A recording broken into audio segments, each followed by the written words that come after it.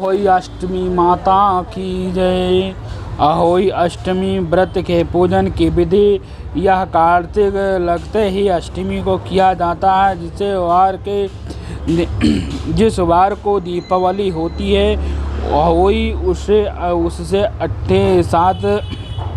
ठीक 7 दिन पूर्व उसी वार को पड़ती है। इस व्रत को वह स्त्रियां ही करती हैं जिनके संतान होती है। बच्चों की माँ दिन भर व्रत रखे संयम काल दीवार पर अष्ट कोषण की अहोई की पुतली रंग भर कर बनाए। उस पुतली के पास शयू और तारे तथा शेई के बच्चों का चित्र भी बनाएं। यह छपी हुई अहोई अष्टमी का चित्र मंगवाकर दीवार पर लगाएं तथा पूजन करें। सूर्यास्त के बाद अर्थात तारे में तारे निकलने पर अहोई माता की पूजा करने से पहले पृथ्वी को पवित्र करके चौक पूजन कर एक लोटा व जल भर एक प्लेट पर कलश भांति रखकर पूजा करें। अहोई माता का पूजन करके माताएं कहानी सुने। पूजा के लिए माताएं पहले से एक चांदी की अहोई बनाएं जिसे शयू कहते हैं और उसमें चांदी के 2 दाने मोती डलवाएं और जिसमें प्रकृति से प्रकार गले में पहनते हैं पहनने के लिए हार में पेंडल लगाए होता है। उसी तरह चांदी की अहोई ढलवा कर ले और डोरे में चांदी में डाल कर ले। फिर अहोई की रोली चावल दूध व भात से पूजा करें। जल से भरें और लोटे पर सतिया बनाएं। एक कटोरी में हलवा तथा रुपए बना गए और निकाल कर रख लेवें और माता 7 दाने गेहूं के लेकर कहानी सुने।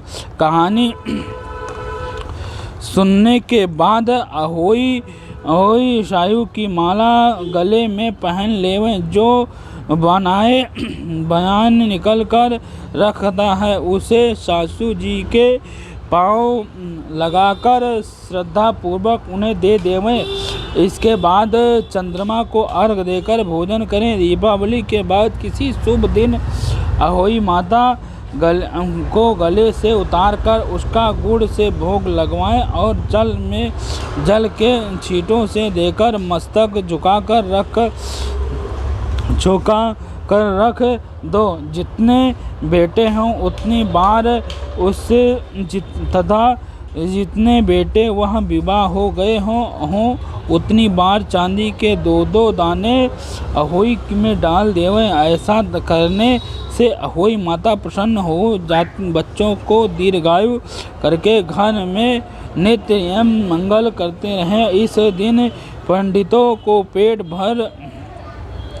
पेठा दान करने से शुभ फल की प्राप्ति होती है। जिस स्त्री को बेटा हुआ हो अथवा बेटे का विवाह हुआ हो तो उसे अहोई माता का उज्जमन करना चाहिए।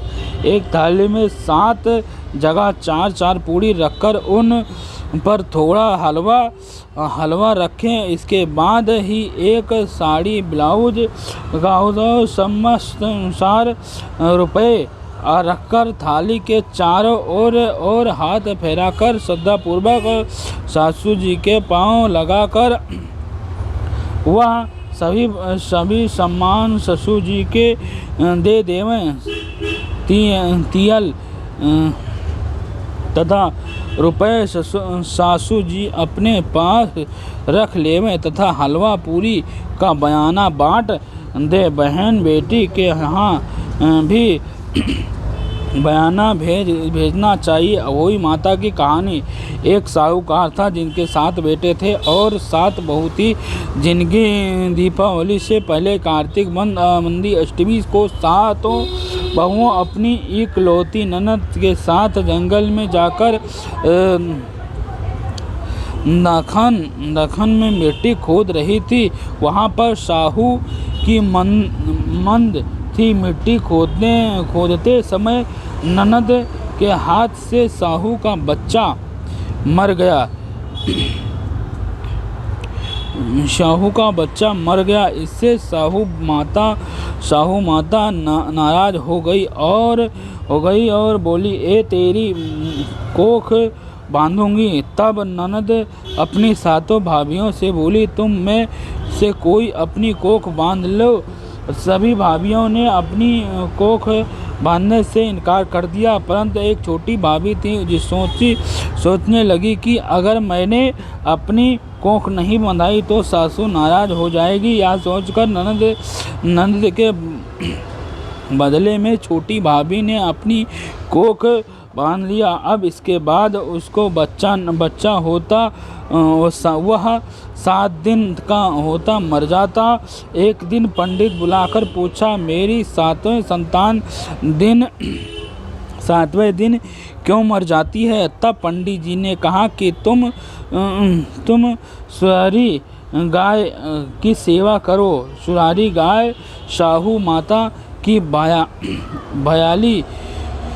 भयाली है, वह तेरी कोख खुलवा देगी, तब तेरा बच्चा जिएगा। अब वह बहुत जल्दी उठकर चुपचाप सुराही गाय के नीचे साफ सफाई कर आती।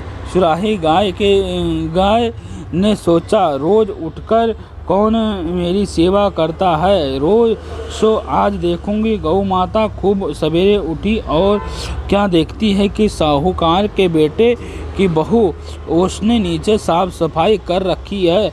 गौ माता उससे बोली, क्या मांगती है? साहूकार बोली, मैं साहू माता तुम्हारी भयाली हूँ, तुम्हारी भयाली है आप, और उसमें मेरी कोख बांध रखी है, सो मेरी कोख खुलवा दो। गौ माता ने कहा, अच्छा। अब तो गौ माता समुद्र पार साहूकार की बहू को अपनी भयाली के पास लेकर चली।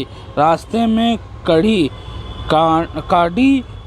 धूप थी, वह दोनों एक पेड़ के नीचे बैठ गई। थोड़ी देर में एक सांप आया। उसे पेड़ पर गरुड़ पंखनी का एक बच्चा था। सांप उसको डसने लगा। एक साहूकार की बहू ने सांप मार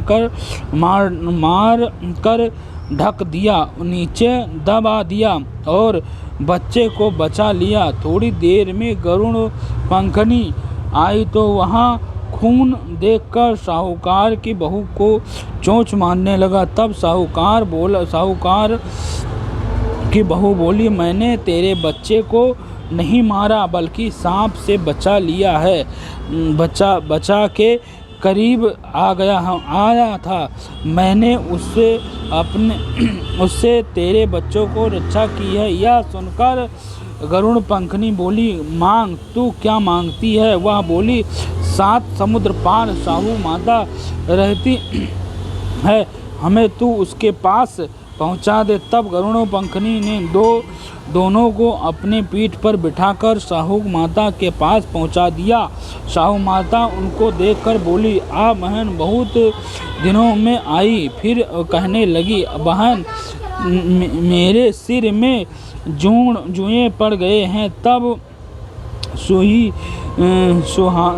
सुराही के कहने पर साहूकार की बहू ने उसकी शरीर से निकाल दिया, जुएं निकालने दी। इस पर साहू माता प्रसन्न होकर बोली, तूने मेरा सिर से बहुत सलाई घेरी है, इसलिए तेरे 7 बेटे और 7 बहू होंगे। वह बोली, मेरी तो एक भी बेटा नहीं है, 7 बेटे कहाँ से होंगे? साहू माता बोली, वचन दिया है, वचन से फिरूंगी तो धोबी के कुंडन पर कंकरी होऊं। तब साहूकार की बहू बोली, मेरी कोख तो तुम्हारे पास बंधी पड़ी है। यह सुनकर साहू माता बोली, सुन, तूने मुझे ठग लिया। जा, तेरे घर पर तुझे 7 बहू मिलेंगी, तू जाकर उजमन करियो। 7 अहोई बनाकर 7 कढ़ाई करियो। वह लौटकर घर आई तो वहाँ देखा कि 7 बेटे 7 बहू हैं। वह खुश हो गई। उसने 7 अहोई बनाई और उजमड़ किया और 7 कढ़ाई की। शाम के समय जेठानी आपस में कहने लगी कि जल्दी जल्दी धोक पूजा कर लो, कहीं छोटी बच्चों को याद करके ना रोने लगे। थोड़ी देर में उन्होंने अपने बच्चों से कहा, अपनी चाची के घर जाकर देख कर आओ कि आज वह अभी तक रोई क्यों नहीं। बच्चों ने आकर कहा, चाची तो कुछ मंडरा रही है, खूब उजमन हो रहा है। और यह सुनते ही जेठानी दौड़ती दौड़ती वहाँ आई और आकर कहने लगी कि तुमने कोख कैसे खुलाई। वह बोली, तुमने तो कोख बंधाई नहीं, तो मैंने कोख बंधावा ली थी। अब साहू माता ने कृपा करके मेरी कोख खोल दी है। हे साहू माता, जिस प्रकार उस साहूकार की बहू की कोख खोल दी है, उसी प्रकार हमारी भी कोख खोल दियो। और एक कटोरी में गेहूं के दाने लेकर कहानी सुने। इस दिन मिट्टी में हाथ नहीं डालना चाहिए। मिट्टी विषय कथा का जोड़ पढ़ने के लिए गणेश जी का, विनायक जी का कथा भी पढ़ियो। बोलो गणेश भगवान की जय। अहोई माता अष्टमी की जय। अहोई अष्टमी व्रत की जय।